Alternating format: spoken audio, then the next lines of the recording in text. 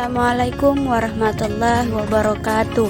Perkenalkan, nama saya Rina Husna Malina, NIM 211 dari Fakultas Ekonomi dan Bisnis, jurusan Manajemen, kelas 2E dari Universitas Muhammadiyah Malang. Di sini saya akan menjelaskan pembentukan modal dan investasi. Apa sih yang dimaksud dengan pembentukan modal?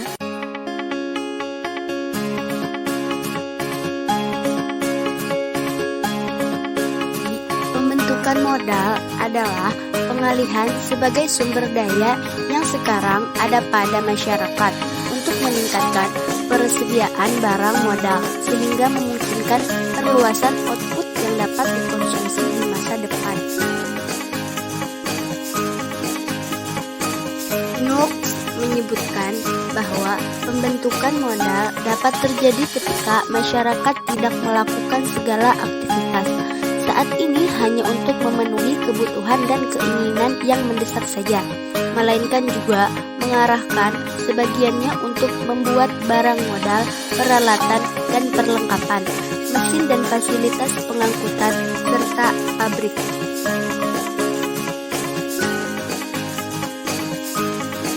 Pentingnya pembentukan modal, menciptakan perluasan pasar, mengatasi masalah neraca pembayaran, menyelesaikan masalah utang luar negeri. Penanaman modal. Penanaman modal adalah segala bentuk kegiatan penanam modal, baik oleh penanam modal dalam negeri maupun penanam modal asing, untuk melakukan usaha di wilayah negara Republik Indonesia. Dasar hukum penanaman modal di Indonesia terdapat pada Undang-Undang Nomor 25 Tahun 2007 tentang penanaman modal.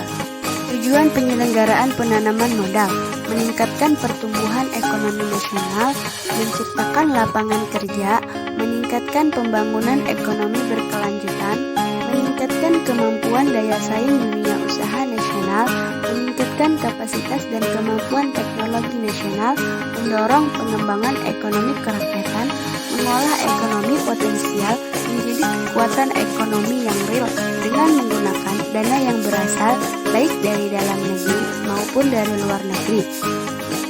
Yang terakhir, meningkatkan kesejahteraan masyarakat. Asas penyelenggaraan penanaman modal.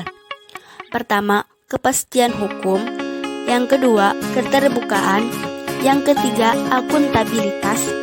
Dan yang keempat, perlakuan yang sama dan tidak membedakan negara asal. Yang kelima, kebersamaan.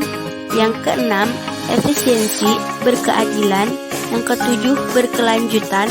Yang kedelapan, berwawasan lingkungan. Yang kesembilan, kemandirian. Yang ke-10, keseimbangan, kemajuan, kesatuan ekonomi nasional. Proses pembentukan modal. Yang pertama, meningkatkan volume tabungan yang nyata.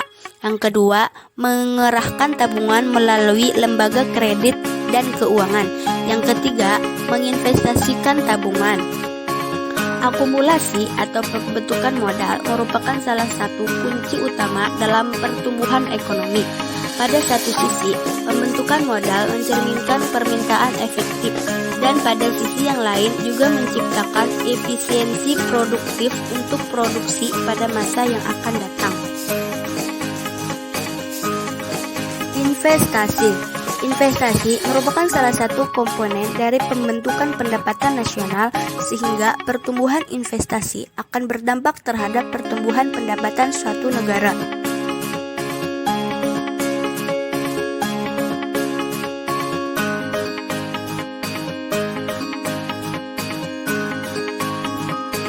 William F. Sharpe menyatakan bahwa investasi pada umumnya dapat digolongkan menjadi dua, yaitu real asset berupa tanah, bangunan, dan mesin, dan financial asset.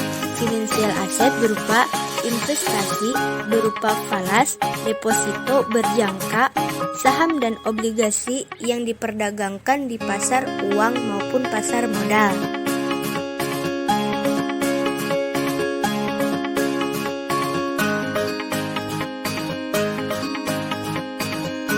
Sadono Sukirno menyatakan faktor-faktor terpenting yang menentukan tingkat investasi adalah tingkat keuntungan yang diramalkan akan diperoleh, suku bunga, keadaan masa mendatang, kemajuan teknologi, tingkat pendapatan nasional, dan perubahan keuntungan yang diperoleh perusahaan. Berdasarkan sumbernya, investasi dibedakan menjadi dua. Yang pertama, investasi dari dalam negeri, bisa juga disebut dengan PMDN. Kemudian yang kedua, investasi dari luar negeri, bisa disebut dengan PMA. Penanaman modal dalam negeri atau PMDN. PMDN adalah kegiatan penanam modal untuk melakukan usaha di wilayah Republik Indonesia oleh investor atau penanam modal dalam negeri dengan menggunakan modal dalam negeri. Penanaman modal asing atau PMA. PMA adalah penanaman modal untuk melakukan usaha di wilayah Republik Indonesia oleh penanam modal asing sepenuhnya maupun berpatungan dengan penampung modal dalam negeri. Mankiw membagi jenis pengeluaran investasi terdiri dari 3. Yang pertama, investasi tetap bisnis. Kemudian yang kedua, investasi residensial. Yang terakhir, investasi persediaan. Maluya SP Hasibuan menyatakan investasi merupakan alat untuk mempercepat pertumbuhan tingkat produksi di negara yang sedang berkembang, sehingga investasi berperan sebagai sarana untuk menciptakan kesempatan kerja. Yang pertama, investasi langsung atau direct investment. Artinya, perusahaan dari negara penanam modal secara de facto atau de jure melakukan pengawasan atas aset aktiva yang ditanamkan di negara pengimpor modal dengan cara investasi. Kemudian yang kedua, investasi tidak langsung atau indirect investment, lebih dikenal dengan investasi portofolio atau rentier, yang sebagian besar terdiri dari penguasaan atas saham yang dapat dipindahkan, yang dikeluarkan atau dijamin oleh pemerintah atau negara pengimpor modal, dan atas saham atau surat utang oleh warga negara dari beberapa negara lain. Isi perbedaan PMA dan PMDN. Yang pertama, subjek penanaman modal.